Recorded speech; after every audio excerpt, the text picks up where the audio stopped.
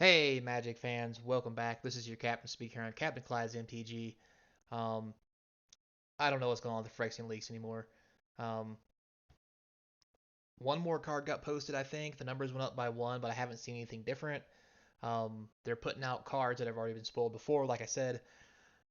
So today I have the four cards that were spoiled. Supposedly, if we haven't already went over them, just so we can go over them again real quick. But the mainstay of today's video is going to be changes to the list in Phyrexia All Will Be One. So you can see what's going to be different, what's going to be added, and what's going to be taken away from the list if for all you guys out there who want to buy set boosters. So with that being said, don't forget to subscribe. Try and get to 1,000 peeps. I appreciate the support, so let's get into it. Start off with leaks from new Phyrexia, or Phyrexia All Will Be One. These are the four leaks. The scheming aspirant we've seen before, chittering skitter, skittles. We'll call them chittering skittles. Seen this before as well. This might be new. Red and 2, Phyrexian Warrior Haste 3/2. Enters the battlefield, 2 oil counters, target artifact or creature you control. Beginning of your end step, return a sprinter to owner's hand unless you remove 2 oil counters from it. Um, this is very interesting because, yes, you can keep it in play, or for 3 mana, you can just put a 3/2 out to punch somebody in the face and put oil counters on something all day long, much like we talked about yesterday with the green Gobulette thing, so you can always make things. So I think this is going to be a pretty good card in oil deck and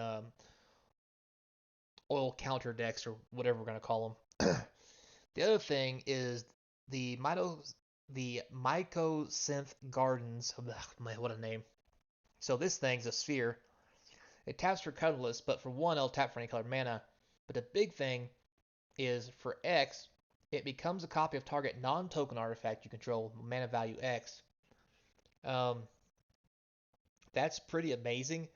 And I think we've even spoiled this one before too. But I think the best thing about this is just the ability for it to become anything else. That could be anything from a Blink Moth, Ink Moth Nexus, any artifact that's on the field. Um, so it's really good. So, but when it's all said and done, these I think are all ones we looked at before. So it is what it is, but whatever. Uh, so with that said, let's jump out of here real quick and get into what the list changes are, because there are some sweet ones. So we'll just change how we look at this stuff here. Get this out the way. And here we have it. What's new for the list? So first things first, we have these cards here. These cards are going to be the alternate version of the Street Fighter Secret Lair cards. Excuse me. So you can see here we have 6 of the cards. They're all from Street Fighter. They do the exact same thing that the Street Fighter Secret Lair did, except for the fact that they're actually cards in Magic, so that therefore they can be printed without being the actual Street Fighter card, so forth and so on. Much like Stranger Things did during the set they came out in. Hopefully they won't do the same thing they did last time and made these so prevalent that they were literally worth nothing. Because I'd like to have these to have some value. But, is what it is. So you can see here, there's the 8 cards that were from the Secret Lair. So as we go through the list, these cards aren't highlighted, so I can't show them to you from the list. But just know that these cards are in the list as the cards from uh, reprint Secret Lair Street Fighter. So, and it shows you here, what to look for. So what we'll do here is the first thing we'll look at, I like to look at, is from the bottom to the top. We'll talk about things that are being removed from the list. First things first, Zakama, the Primal Calamity, is being removed.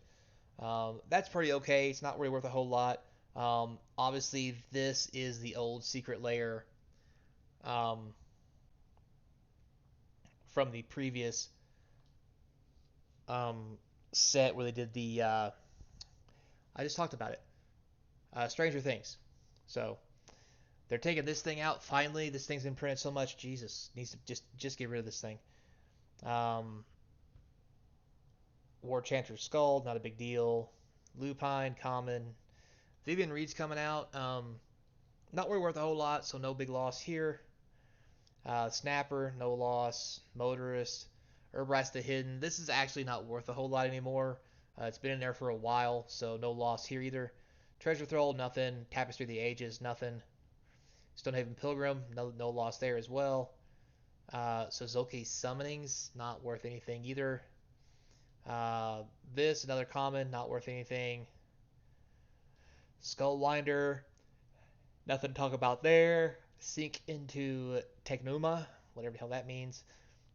Siege Modification, Scion of Ugin, Runed Halo is coming out. I would say it's a loss, but it's been reprinted several times, so it's not worth what it used to be, so really no loss now. Master Smith, no big deal there. Remorseless Punishment, I don't think this is really worth anything. Nothing. Rat Colony, it's worth a couple bucks, but it's been in there long enough. Outlaw Merriment, a mythic that needs to come out because it's not worth anything. Omnixus the Fallen, kind of the same thing there, like only a few dollars. Uh, Oganada, Noxus Toad, Novice Knight, Bound by Honor, Krinko, Jade Avenger. All these cards have no real value. Illusion, Reality. The Seeing Winds, getting some of the shrines out um, will suck for people who want to play shrine decks, but honestly, since the shrines have been in there, they've really lost a lot of their value, so it's probably a good time to take them out. Nothing there. Nothing in Flutterfox.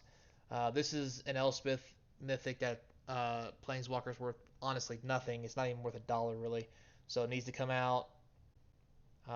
Tacticians, nothing. Deny Reality, nothing. Crosus Purger is not really worth a whole lot either. Um, this is only a dollar at best. Architects of Will's not worth anything.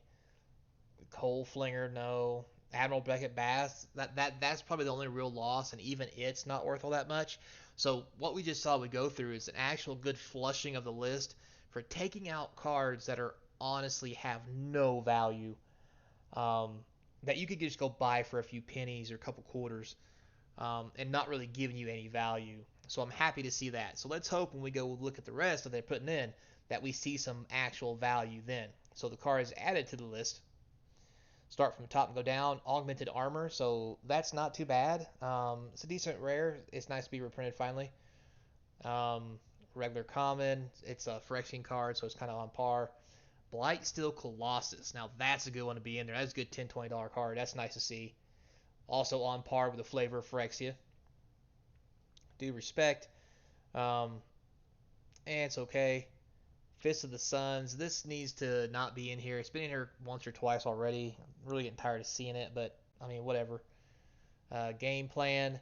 I don't think this is really worth anything, but I mean, it's from Double Master, not Double Masters. I'm sorry. Um, Battle Bond, and those cards need to get a lot of printing, so maybe this is something that's needed. Geth Grimoire, no big thing there. Gerard's Verdict. This is on par with Flavor. I don't think it's a needed reprint, but it is a cool card. Galissa, Courier, nothing there. Great Furnace, no big deal there. It is a cool printing if that's the art we get.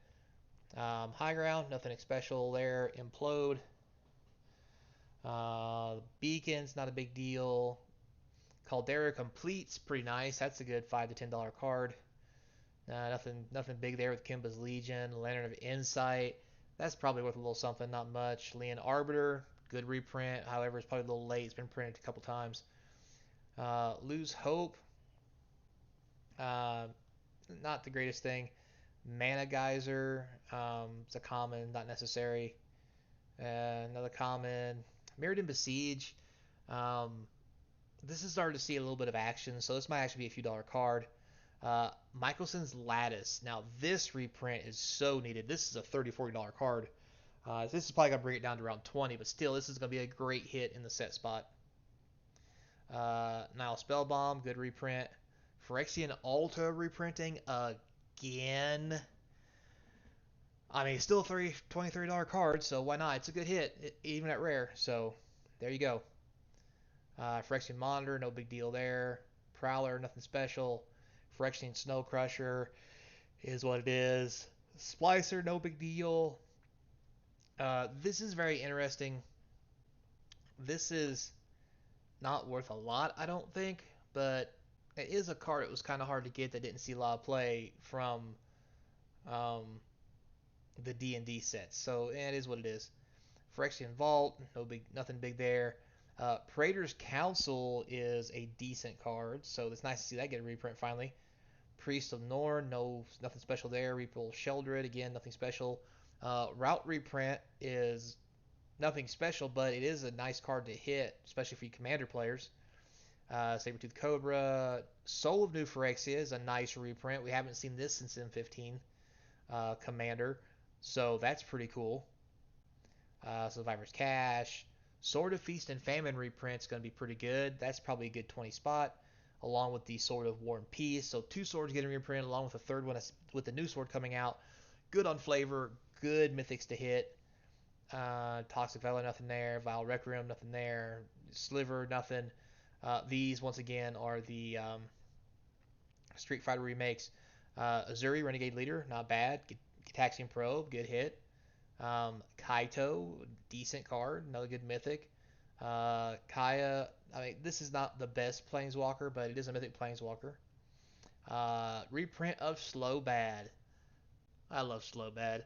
It's not worth a whole lot, probably, but it's cool to see. Um, Tyvar Kell, another reprint of this Planeswalker. Again, not worth a whole lot, but cool to see as a mythic. Good old Venzer. And finally, we have the Sleeper Agent from Commander 18, which is kind of cool. So, my take on the whole thing, I think the list has got a lot better to make the set boosters worth a lot more than they have been in the past. So, kudos for Wizards for getting their head out of their butt and putting some stuff in there actually worth a damn. And taking out a lot of the fluff, we'll say. Now, with that being said, I'm not going through the whole list, but I'm sure there's still plenty of fluff in there, so let's not get too carried away on that. So, that said, guys, thanks a lot for watching. I do appreciate it. If you haven't subbed yet, now's a good time. If you have subbed up, I want to thank all of you for it. Uh, if you also want to help support the channel other ways, you can check out links in the description to the eBay store, Patreon page, or just send me an email. It's all down there.